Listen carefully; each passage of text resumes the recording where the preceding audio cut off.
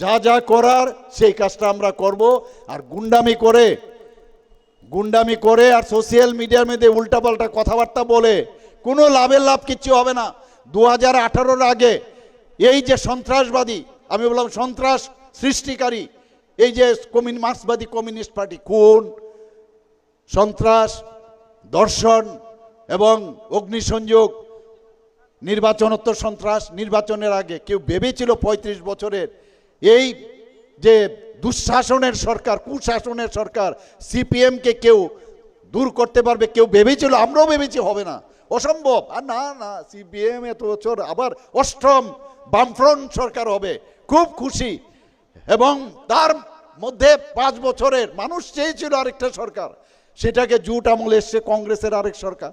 কিন্তু প্রতি বছর 10 বছর পরে উনাদের সময় যে আবার কুশাসন, দুঃশাসন আর এই ধরনের দর্শন থেকে আরম্ভ করে বিভিন্ন যে অত্যাচারের কাহিনী, এই রেকর্ড বাজিয়ে আরও 25 বছর ওনারা রয়ে গেলেন বন্ধুগণ।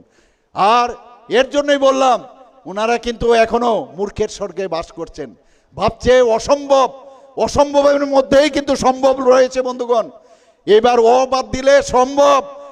যখন আমরা 2018-তে মাননীয় প্রধানমন্ত্রীর নেতৃত্বে আমরা যদি এত বড় একটা সরকারকে, 35 বছরের সরকারকে আমরা তাসের ঘরের মতো উড়ে গেছে, কোথাও নেই, কিন্তু খুঁজেও পাবেন না, এই সরকারকে যদি আমরা তাদেরকে পতন আমরা করতে পারি, আর এডিসি তো কিচ্ছু না ভারতীয় জনতা পার্টির কাছে, আপনারা নিশ্চিত থাকুন।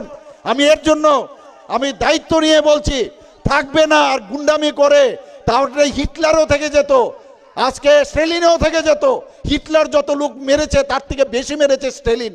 আর স্টেলিনেরও স্টেলিনের যে এখন যারা উত্তরাধিকার আছেন আর সারা পৃথিবীর মধ্যে, ওদের কিন্তু আস্তে আস্তে ক্ষীণ হয়েছে। আমি কেরালাতেও কিছুদিন আগে গেছিলাম, সেখানে একই অবস্থা, মানুষকে খুন করা আর এমন সব ঘটনা ঘটছে যেগুলো মুখেও আনা যাবে না। এই যেখানে কমিউনিস্ট সেখানেই এইসব, এখানে ত্রিপুরাতেও ছিল, আমরা বেঁচে গেছি। আমাদের পশ্চিমবাংলার মধ্যে 34 বছর কমিউনিস্টরা রাজত্ব করেছে, একই ঘটনা। মানুষ চেয়েছিল একটা নতুন সরকার আসার জন্য, এসছে, টিএমসি এসছে, কিন্তু আমরা কি দেখলাম, এই টিএমসি এখন আগের যে কমিউনিস্ট ছিল তার থেকে ডাবল ফোল্ড, ট্রিপল ফোল্ড অত্যাচার, মানুষের গণতন্ত্র হরণকারী। এবং যেখানে কোনো আইন শৃঙ্খলা নেই বন্ধুগণ, কোনো আইন শৃঙ্খলা নেই। ত্রিপুরাতে আজকে আইন শৃঙ্খলা আমরা প্রতিষ্ঠিত করতে পেরেছি। এখানে ইনভেস্টার্স এখানে আসছে, প্রচুর ইনভেস্টার আসছে। তাই আমি বলছি যে আপনারা যে কাজগুলো করছেন, আর আমি এখন একটা সুন্দর কথা, এবার আমি ওয়েস্ট বেঙ্গল আমি যাব, সেখানে আমি বলবো 17 তারিখের পরে আমি যখন যাব সেখানে ক্যাম্পেইনের জন্য, আমি বলবো আপনারা টিএমসি আর ত্রিপুরাতে টিএমপি,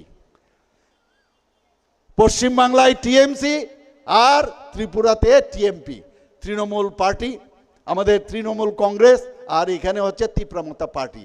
এবং দুজনেরই কিন্তু একই কায়দায় মানুষকে ভয় দেখানো, মারপিট করা, আমাদের অফিসঘর ভাঙা। আমি বলবো একটা তো শেষ হয়েছে, এবার আপনাদেরও কিন্তু শেষ হবে। 27 বছর আজকে দিল্লির মধ্যে অসম্ভব বলছে না, ভারতীয় জনতা পার্টির সরকার হবে না। হয়েছে কিনা দিল্লিতে সরকার? উড়িষ্যার মধ্যে হবে না, পট্টনায়কের সরকার সবসময় থাকবে। হয়েছে কিনা? আর গঙ্গার জল আস্তে আস্তে করে বিহার হয়ে এবার কোথায় আসছে? এবার পশ্চিমবাংলায় আসছে। সেখানেও কিন্তু একটা বার্তা নিয়ে আসছে যে সবকা সাথ সবকা বিকাশ, বিশ্বাস। আর আমরা ভায়োলেন্সে কোনো অবস্থায় ভারতীয় জনতা পার্টি বিশ্বাস করে না, ভায়োলেন্স আমরা করব না। মানুষ শান্তি চায়। এখানে বিভিন্ন সময়ে বিভিন্ন কথা বলে যে আমাদের ত্রিপুরা সরকার নাকি এডিসির আমরা জায়গা নিয়ে নিচ্ছি। আরে কারোর ক্ষমতা আছে এডিসির 1 ইঞ্চি জমি কারোর নিয়ে যাওয়ার কোনো ক্ষমতা আছে? আজকে বিশ্রামগঞ্জে কোনো অফিসারের ক্ষমতা আছে? কোনো অবস্থায় নিয়ে যাওয়া। ওমরপুরের ঘটনা বলছেন, কিভাবে মিথ্যাকে গোয়েবলসীয় কায়দায় সত্য করা যায়, এই প্রচার নিয়ে আসছেন। আর গলার যে নালি সেটা ফুলিয়ে কথা বলেন এক মাথার থেকে আরেক মাথায়, মনে করে মানুষ এতেই বুঝি উদ্বুদ্ধ হবে। এইবার ওই যেটা বললাম 2018-তে যেভাবে ভারতীয় জনতা পার্টির সরকার আর ট্রিপল ইঞ্জিনের সরকার যে স্পিডে এখন ধরছে 2047-এ তার ডেস্টিনেশনে পৌঁছবে। আমি এখনো যারা ইউথ আছেন, মোথার মধ্যে যারা আছেন, আমি প্লিজ ছেলে মেয়েদের আমি বলবো, এইসব যারা মরিচিকার পিছনে আপনারা ঘুরবেন না। যারা সিপিএম তো আসে না, সিপিএম তো এমনিতেই এখন ক্ষয়িষ্ণু, এদের তো আর ছোট ছোট ছেলে মেয়ে নেই। এবং কংগ্রেসের এখনো বলছি তারাও ক্ষয়িষ্ণু। আমি তাদেরকে এখনো বলবো যে স্পিডে এই ডাবল ইঞ্জিনের সরকার এবং ট্রিপল ইঞ্জিনের সরকার আসছে, যে স্পিডে 2047-এ বিকশিত ভারতে যাচ্ছে, সেই ডেস্টিনেশনে আপনাদের জন্য এখনো দরজা খোলা আছে, তাড়াতাড়ি চলে আসুন। আদারওয়াইজ বাই বাই, টাটা করে আমরা কিন্তু চলে যাব, আপনারা বসে থাকবেন, এখনো সময় আছে বন্ধুগণ।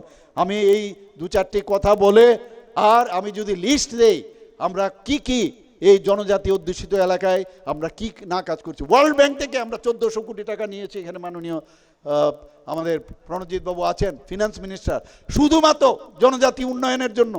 আমাদের এলিমেন্ট প্রজেক্টে 1700 কোটি টাকা ফরেস্ট ডিপার্টমেন্টে আমরা নিয়েছি, সেখানেও জনজাতি অধ্যুষিত এলাকায়।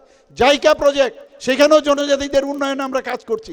ইন্দো জার্মান কোলাবোরেশনে যে টাকা আছে সেটাও আমাদের জনজাতি উন্নয়নের জন্য। মুখ্যমন্ত্রীর নামে যে 25,000 টাকা করে বিভিন্ন ফ্যামিলিকে আমরা দিচ্ছি, সেখানেও প্রচুর টাকা আমরা দিচ্ছি। মুখ্যমন্ত্রীর নামে আরেকটা 100 কোটি টাকার আমরা স্পেশাল প্যাকেজ আমরা ব্যবস্থা করেছি। এরকম আমি যদি বলি শেষ করতে পারবো না।